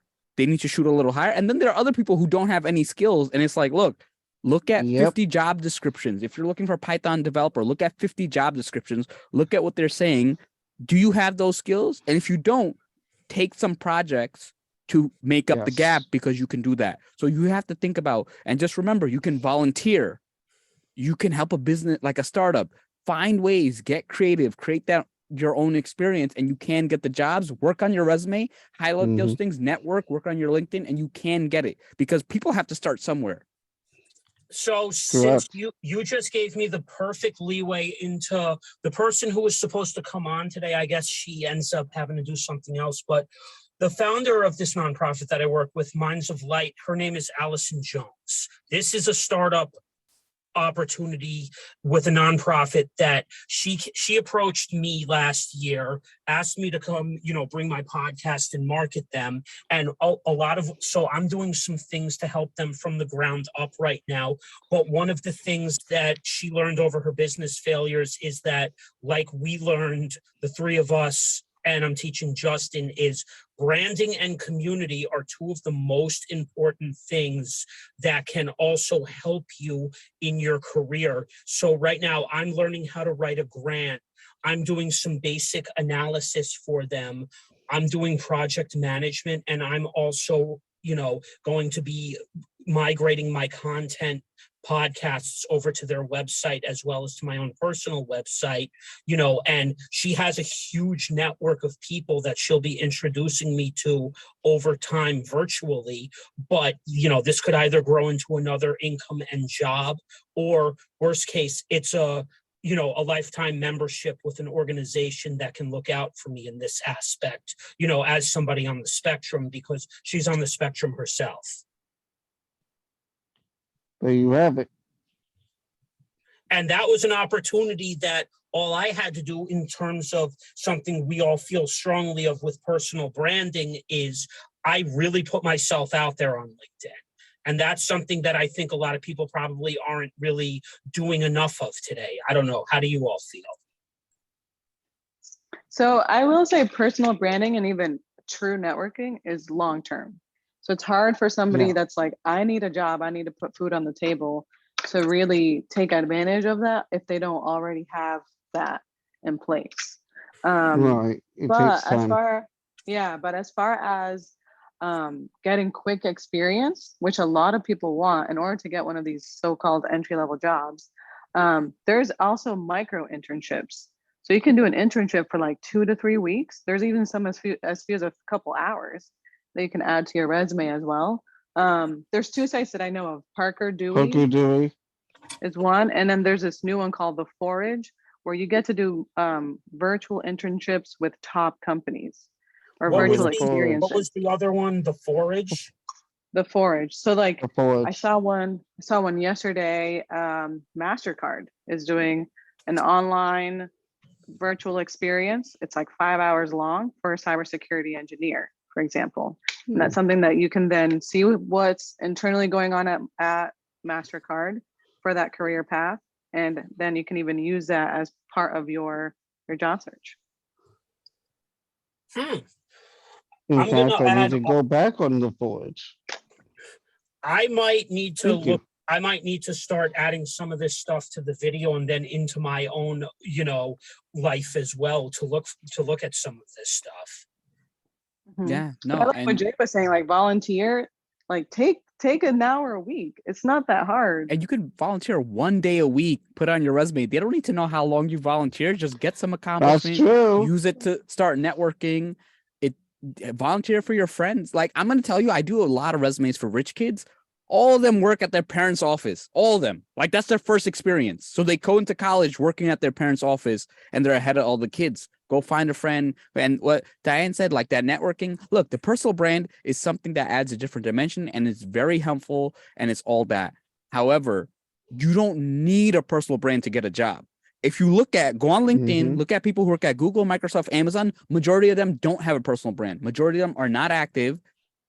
But the fact is, the easiest way is you work on your resume, you do a little research, know how to sell it. Because Diane sees so many resumes. I see so many resumes. It's just like people make the same basic mistakes. It's so generic. It's so task-based. It's not about impact. If they do that, that will already put them ahead of so many job seekers. One of the reasons this project for me actually succeeded in large part was also because of a lot of my volunteering and intern experience over the years. And that's precisely how I built up to where I am, not just in my current job, but just overall in general. I interned at my college's athletic department. I did another internship in a nonprofit at River Arts. Let's see. I was a volunteer life skills trainer and teacher. I did medical billing and coding. And then I volunteered with cat rescue organizations. And, it was a great way to meet people. That's for sure. Oh, absolutely. Yeah. I mean, from my side, once I crossed over to the tech field a little bit, after boot camp, I did become a co-coach until I found my first gig. And then through my first big boy job, I met a guy who actually, ironically, dropped out of Queens College, Jay, and he's like 2 courses away from his CS bachelor's, and now he's making gobs of money. He became a client of mine through the process, and I worked for him for like about a year. And then after that, I worked for someone else for like a month and a half. And now it's just a matter of, okay, let's get this education going. And so I can meet what these people want me to do. So let me ask the both of you something since you were recruiters. The ATS, or the applicant tracking system, is that actually, because some people believe it's a myth. Do most people write resumes to be able to get through that, to be able to have an interview, or, because I've seen recruiters attempt to explain it on LinkedIn and I never really understood it. Okay. So does one of you want to explain the Sure. ATS? Okay, so it's not a myth. Think about it. Does exist. It does exist. It's a system. It's an applicant tracking system. Companies have many jobs. They need to sort those jobs and they need to sort the candidates. It needs to go into a system, and in that system, they will sort by move on to the next round, reject. It will show where the candidate comes from. Did they apply through LinkedIn? Did they come from a referral? You can preview the resume, and then it will also, depending on the system and depending on what package you have, it will rank the resume. So my system would rank it from a 1 to a 5. Some systems will rank it from 0 to 100. It all depends. Now, here's the thing. Recruiters, I don't know, they really hate career coaches on LinkedIn. It's funny because I worked as a recruiter. And it's really funny. And I'm in some recruiter chats and they're really... I've always noticed that. That was the one thing that, for whatever reason, you and I ended up... because you always made jokes about career coaches. I think the hatred must stem from the fact that nobody is clear to a career coach about what they want for the career coach's client, unless they happen to have been a recruiter themselves. And by the way, I want to commend you on something personally. After you left recruiting and became a career coach, you have what I consider an appropriate background to be a career coach because you were a recruiter. Let me tell you something. You don't need to be. Let me tell you. Look, I was a career coach before I became a recruiter, and all recruiting did was confirm what I already knew. So what a lot of people don't understand, the majority of what I learned from on the feed on LinkedIn from hiring managers and recruiters. But let me tell you, not all of their advice is good. No, it's not. I was going to say something. What I want to say on that is because if recruiters and hiring managers were very clear about what they're looking for educationally, I don't think everyone would have gotten into the Let me tell you something. That they did. I do resumes for recruiters. Their resumes are not good. Here's the thing. Resume writing is a different skill. Recruiters are good at talent acquisition. Talent acquisition is not resume writing. I can review a movie. That does not mean I can write and direct and script a movie, right? I can tell you whether a movie's good or not, but the ability to write the movie and have that vision is something else. It's a totally different skill set. So a lot of recruiters will say, oh, don't hire someone. The fact is you can be a good career coach. How I became good, I learned a lot of tips. I learned about the ATS. I tested resumes and I test everything I know. So I know when a recruiter's giving good advice and when they're giving bad advice, right? Like the common advice is customize your resume for every single job out there. I'm going to tell you something. I started a new job. Don't waste your time. I shake my head when I see that. Let me tell you, the fact is, I've been vindicated. Yeah, no, look, I'm going to really show you. And recruiters who do that are the absolute worst and they're terrible people. And when I have a big stage, I will blast them. Because here's the thing, you should customize your resume for a job family. If you're applying to a Python developer, it should be a Python developer resume. Go look at 20, 30, 40, 50 Python jobs. They're going to be the same thing. Some will have, no one's going to be like, oh my God, my job posting had dynamic. Oh, this Benjamin has dynamic on his resume. I'm going to go back. They don't even know what's on the job posting like that, right? They know a few things. They're going to look for Python. They're going to look for some experience. So what you need to do is take 20 jobs that are similar, put them in a word cloud, see what words repeat. So if it's Python developer, you need to do this. If it's JavaScript developer, do this. If it's a Web3 job, do this. So you need to study the job posting, see what's commonly required, put the keywords. The reason you do not customize, by the time a job is posted online, you may not have a shot. Jobs are posted online for internal promotions. Sometimes external recruiting companies have exclusive rights. Sometimes they're not even hiring, for example, or sometimes they have hired already. And those are jobs like when I applied. My promotion last year, which was centralized scheduling, they hired me within, but there was a reason behind that. And No, but I'm saying if it was publicly posted, the other person did not have a shot. So imagine you customize, Right. you wasted your time. And those are recruiters have very little empathy about that situation. Like, for example, I got hired, right? 2 Tuesdays ago. I got the offer on Tuesday. I accepted right away. I got my laptop on Thursday. The job posting was still there on Friday. So imagine you spent 20 minutes customizing. That's 20 minutes of your life you'll never get back. That's 20 minutes you could have practiced interviewing. That's 20 minutes you could have applied to 50 more jobs. You could have done so much. So it's about being strategic in your approach because you have limited time, you have limited energy, you have to do all this. So it's like a lot of recruiters don't share that. Like how many, you can't find any recruiter it's rare to ever find a recruiter who talks about that. It's so that's why I get so passionate about it because I see how these recruiters talk about candidates and they complain about career coaches. We exist because the process is so broken and they're not transparent about some things. And the fact is very biased. A lot of their advice is very generic. Even their salary negotiated advice is very pro-employer. So the thing is, yes, if you want you to go for the lowest they want you to take the lowest possible salary, and the worst is when you've seen some career coaches or recruiters who go publicly onto LinkedIn and brag about how they got a candidate to take lower salary. Yeah, you know what? There's so many two- things. Really? Yeah, go ahead. There's only two people I definitely do not follow. Recruiters that have only worked in one job and they're like, hey, this is how everybody should be. No, you're only at that one company.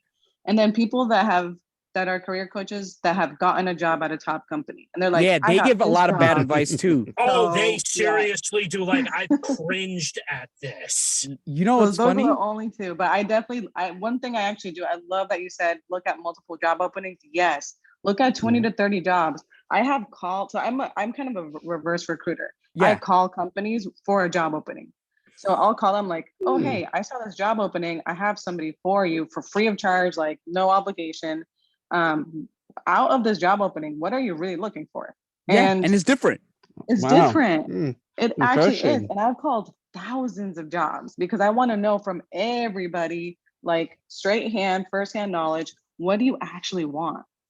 And they don't even know. Sometimes you have to really be like, hey, you don't actually need a senior Python developer. You need like an entry-level person to do this. Like a senior's not going to do it. It's just so interesting. No, a senior's going to want higher salary to be able to do the job right off the bat. And they might say, they're going to delegate too. They're just going to delegate that too. And sometimes they might say, oh no, I've already hired somebody. And I'll be like, okay, thank you for letting me know. You might want to take the job description down. And then, the same day they'll post on LinkedIn about how you should customize your resume for every job. Meanwhile, their job posting is still up. Recruiters in some aspects, those type of recruiters are definitely future politicians in the making, unfortunately. No, the other recruiters who are really bad, people who've only recruited at FANG. I knew some lady who recruited at like Microsoft, Amazon, Bang. Whatever, another company, right? They're Google. called Mang. Yeah. It's Mang. So you worked at, it was Google, Microsoft, Amazon, right? And then she argued with another recruiter, right? Because she was like, oh, you don't have, in recruiting, you're not supposed to do X, Y, Z. And she talked about how she had a 90% placement rate and you don't have to talk about salary when you reach out to candidates. And it's like, of course, you freaking recruit for Microsoft. People know, they can Google, they know that they're going to get paid. If you recruit for a small no-name company, it's going to be a different thing. And she always gets into arguments and stuff. And so a lot of these recruiters, again, you have to, what I always tell people, take advice from everybody. Take it from a career coach. Take it from this. Take it from that.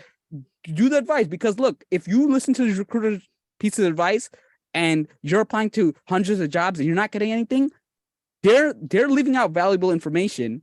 Again, you have to do a lot and take bits and pieces. And I'm going to tell you, I learned a lot from everybody and I'm still learning a lot more. So I'm not saying they're not valuable, but you can't use them as your only source.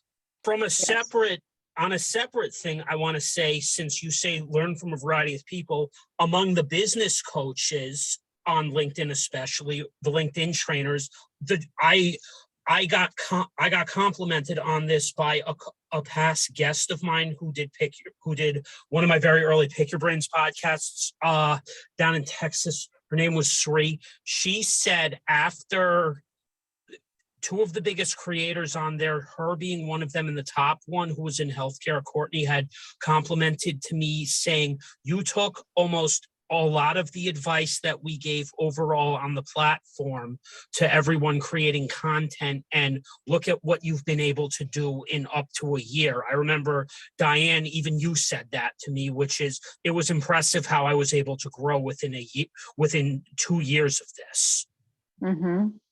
Yeah.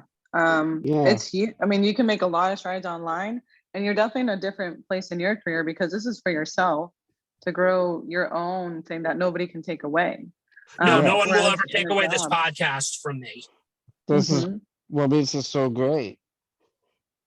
And you're in a much different place. I mean, I've watched you grow I- too, and I got environment's better. 5 and- job yeah. reject applications that Justin and I were talking about within the last 2 weeks. And I'm like, okay, this doesn't bother me. Basically, here's my middle finger. We were just laughing about a recent rejection 2 days ago. I'm like, this Oh doesn't yes, bother we have me. fun. Oh yes, Benny and I have fun with these the stuff that we get sent our way. I'm getting, to the both of you, I'm getting, after being visible on LinkedIn for 2 years, I'm getting job opportunities that are basically from sourcing agencies. I'm like, not Yep. interested. Not interested. You want me on site? Can't leave a stable job right now. Sorry. That's a great feeling. No cha cha cha. Mhm. No cha cha cha. But even there's other creators who are like, well, if you're lucky enough to get a recruiter sending you jobs, you should just drop them on a job seeker. I'm like, how can I when all these recruiters are coming to my email box? No, you can. So I'll tell you how to do it. You If you can. know someone's seeking a job, you just say, hey, I know someone who's specifically looking for this. Is it okay if I forward you their info? Or Yes. publicly posted on LinkedIn, which is not No, another don't do bad. publicly. No, don't do don't do it, publicly. don't do that. Yeah. I'm going to tell you why, because you're just going to get all of India and Bangladesh. I'm from Bangladesh. You're going to get all of India and Bangladesh emailing you. And I'm talking about, I've had a, Justin and I joke about That's this every me. day. Oh, I get a lot. We have so much I fun get a with those lot. job posts, and it's funny that you mentioned that because you probably know Thanks most of those to one of recruiters my yourself, prior right? jobs and how I was launched, I don't know how many databases my resumes have been iterated in over the years, but I get so many, it's ridiculous. And they all, at one point, I would get like a dozen or more emails for the same job from different people in different agencies, and some even within the same agency. It's You know what's funny? ridiculous. I actually tell my clients, don't post your resume anywhere to avoid that. Don't post it. Oh. If you it just, find a you're job you just going to want, get spam. Yep. Yeah, Yeah. I have my own website and it's on there. I use it Speaking to of spam, forward download. I actually ended up back in 2019 in one of those little stupid Exxon Mobil resume job scams where they wanted you to pay money up front, and then I Please realized no. later on I was scammed. I'm like, crap. Oh well, live and learn. So we're gonna do 3 more little topics, and then I have had fun with all 3 of you today in this session. I'm appreciative that, both of you came out today. So we're going to start with the best one. Okay, negotiating salary. Not everyone just wants, the large numbered salary, but what do all 3 of you think are things that could be negotiated or that should be negotiated? I agree that some people want a very hefty, large salary, but I want to take a moment to say, from somebody who's been in healthcare, if you want the large salary getting eaten up by healthcare bills, by all means negotiate that. But then good luck trying to find insurance outside of your job, which is more expensive, if you pay for a personal policy.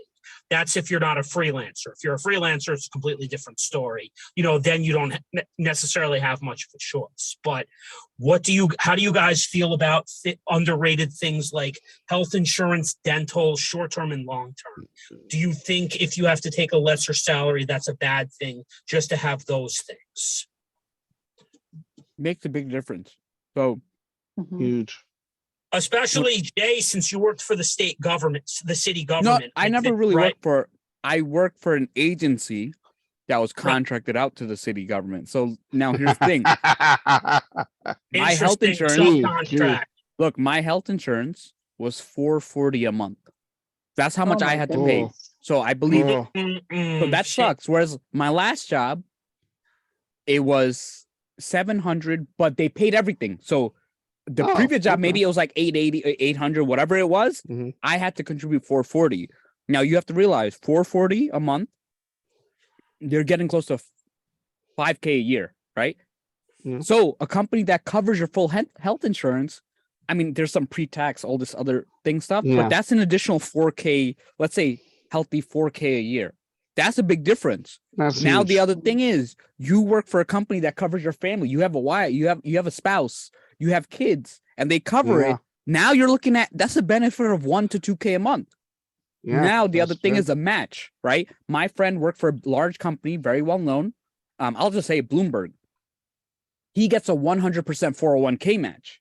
Now he Mhm. makes 6 figures. So now the thing is, if he contributes 18,500 to his 401k, he gets Bloomberg to contribute another 18.5k. Yeah. So let's say he has a job that pays 150, another one that pays 170, but he gets this match.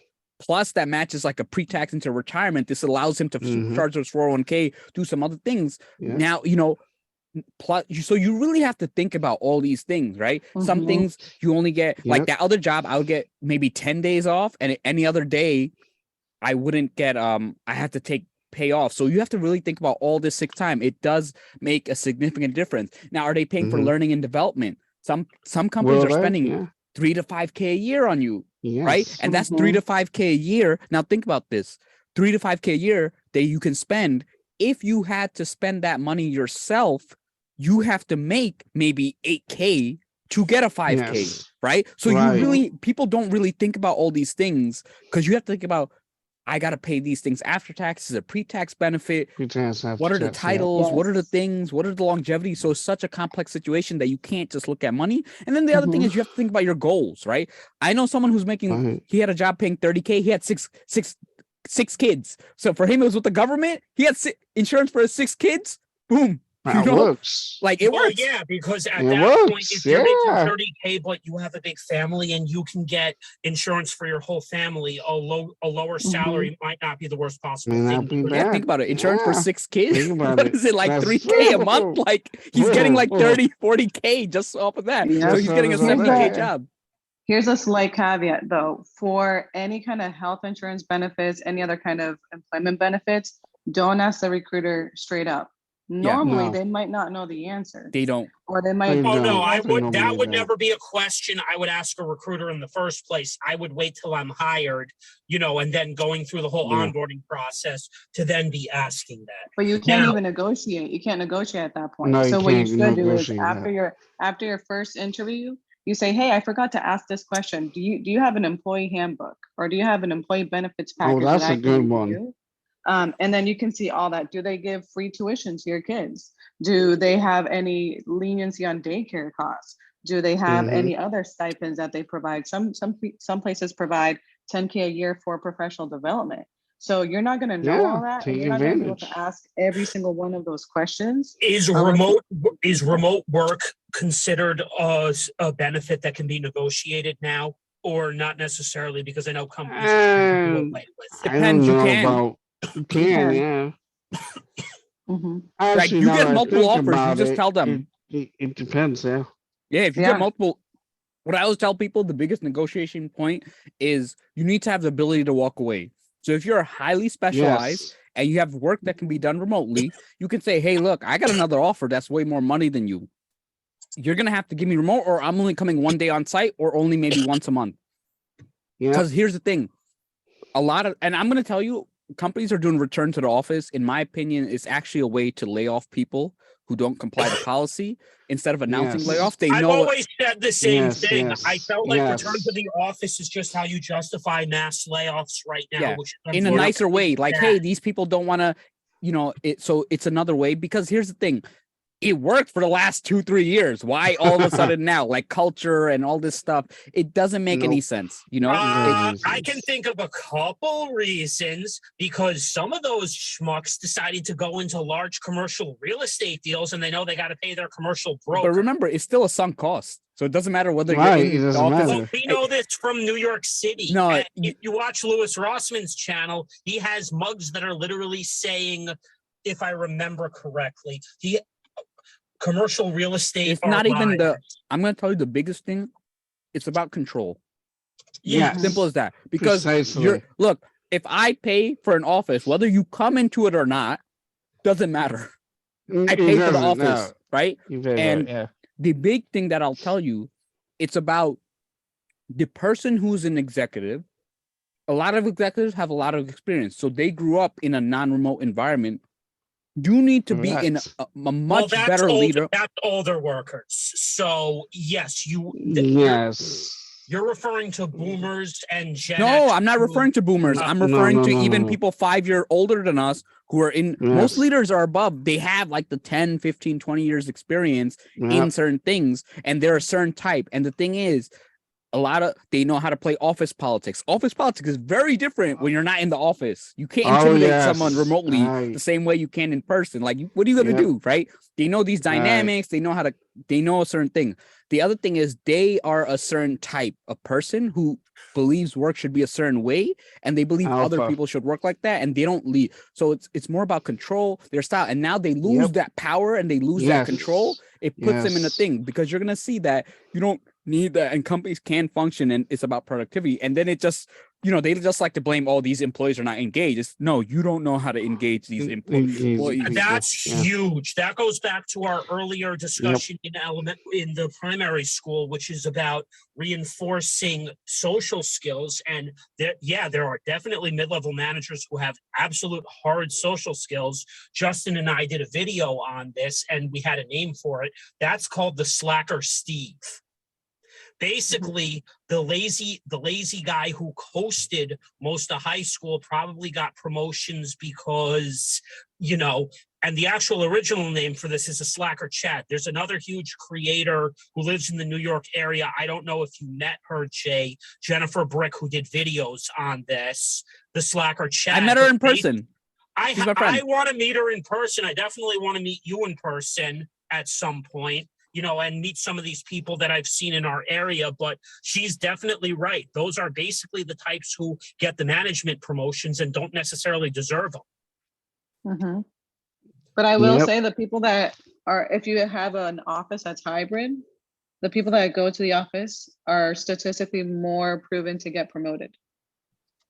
And which is understandable, but if you're doing a 5-hour commute a day, that can also kill you. Well, I mean, even regardless of the 5-hour commute, even if you're doing, they say a commute more than 40 minutes is, and here's the other thing, commute, you got to think about some people who are introverts, some people with ADHD, they prefer different environments with less stimulation, focus. If you have kids, you have other things. And then even for women, like the expectations of your hair, makeup, what you dress, like, it's just, there's so much. So I think the best policies allow people to work in what works for them, and then let people decide. And honestly, I don't care if I don't get promoted. If I can work from home, that's everything.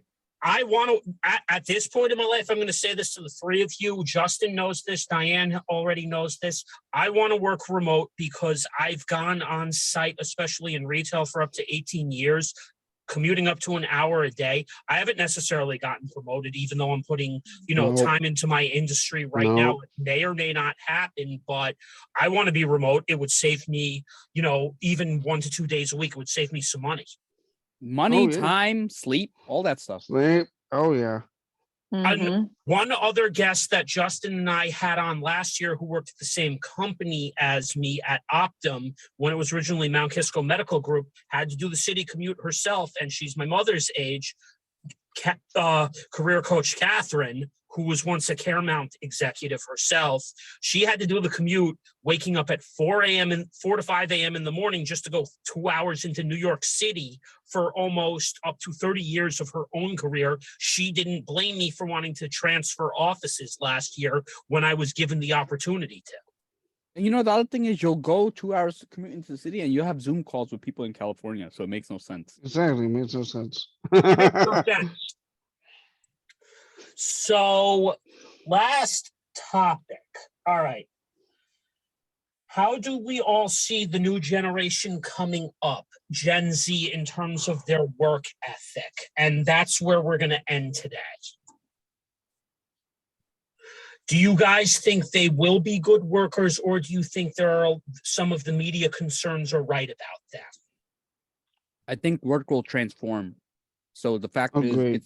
the thing is, for Gen Z, they care more about purpose than any other generation because they grew up, they've seen how much They've it sucks. seen They've us. seen the crashes, they've seen income inequality. So they're like, yo, I'm, more gig workers, more of that. So I think they're being smarter with a lot of things. And obviously there are a lot of issues, but I think they also show that there's a lot of misconceptions. Apparently they started reading more books, right? The most amount of books have been ordered in the last year. So I think, look, you can go to like Socrates' time and they'll say kids these days. They like quotes of like the kids these days they don't respect. It's just a common thing.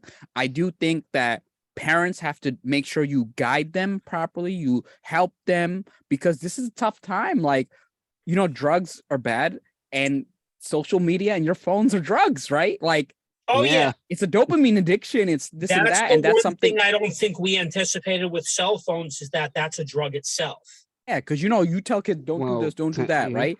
But the fact is, you have this thing that gives you this instant dopamine rush, and we're creatures of dopamine, and it's important for us to know how to control that, how to do that, because you can use it to your good to motivate and do yourself and do good, or you can use it to eat all you want, run into health issues and all that. So I think that's something that they're gonna have. The ones who know how to control that and how to manage that will do good. The ones who don't, unfortunately, they're just gonna be like, look, I use TikTok. Like, there are times like that's happened at 4 hours pass by. And you're like, what?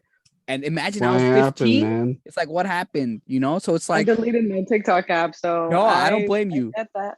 Yeah, but now I'm not even on TikTok.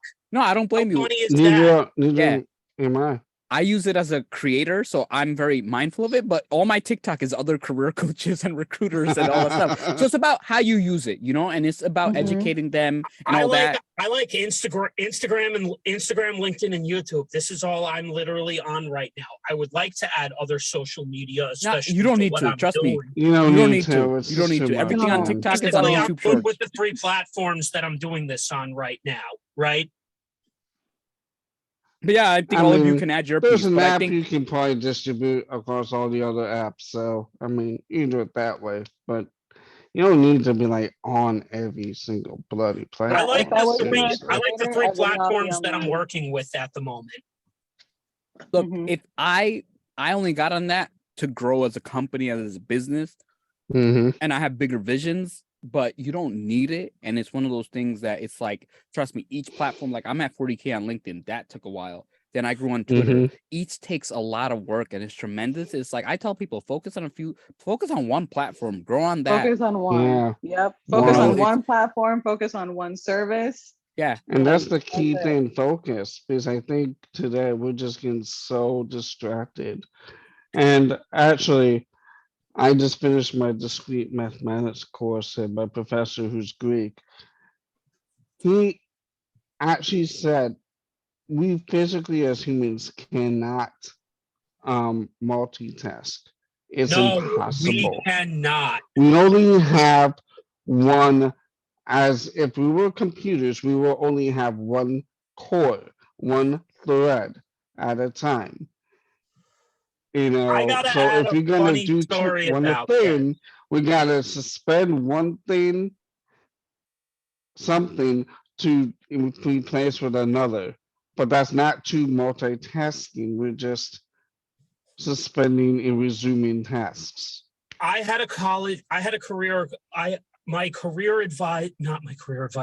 original PACT mentor, named Christopher, who was here at Mercy College, at one point said to me, especially as an autistic adult on the spectrum, you gotta focus, do 1 or 2 things really well, don't do too much more than you're capable of doing.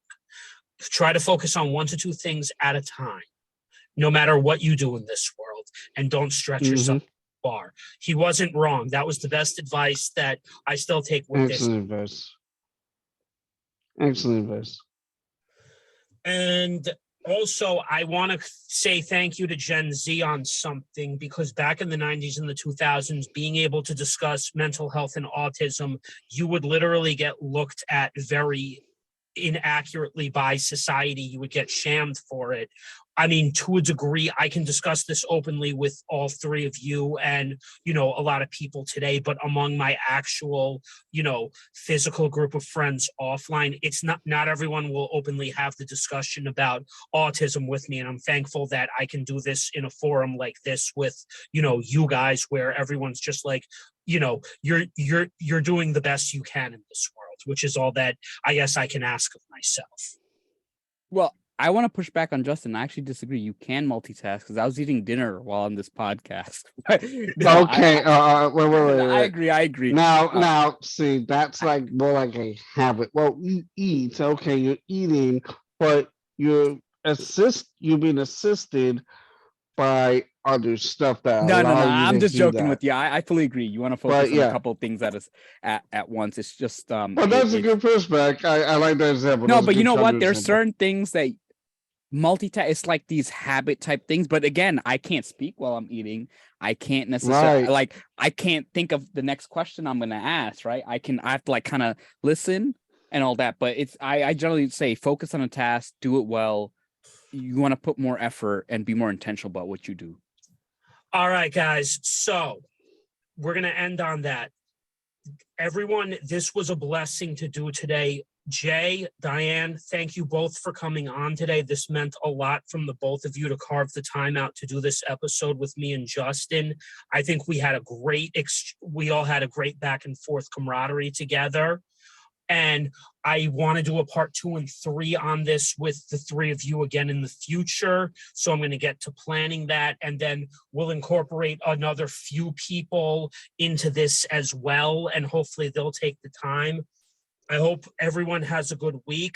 I enjoyed making this content today, and we're going to end with, see you at the next one, guys. Have a good night. You too. Thank you. Yeah. All right. Sorry I was eating. I'm fasting. Nah, it's fine. Yeah, I know it's worries. Ramadan. Happy Ramadan, by the way. Yeah, thank you. All right. Oh, All right, I gotta connect. I'm connected with both of you, or Yeah, we're all still connected. you're connected with me, but you can definitely let's. I'm gonna connect with Justin. Me afterwards. Yeah, let me connect with Oh, Justin. yeah. And Diane, what's have your a last name? website. Is it okay to send you a connection? Yeah. Let me. Yeah. No, my I sent last you name one. is- Oh, you Justin. did? My last name is let me- Kaimaris. Can you type in Zoom chat? I'll be Yeah. as soon as I complete posting all the links that I got today. In addition to both of you, when you get off this from your LinkedIn, Diane, resend me all your links with maximum wage. With maximum wage, and the stuff that we talked about the last time on the separate call you and I had. Jay, send me your stuff as well so I can link it to the video.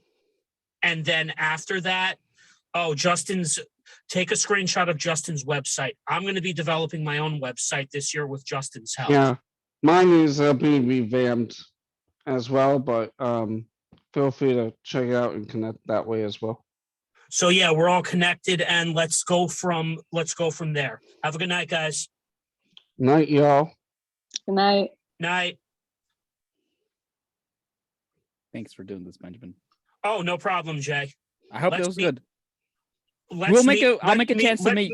Yeah, let's set up something and meet in the city now that we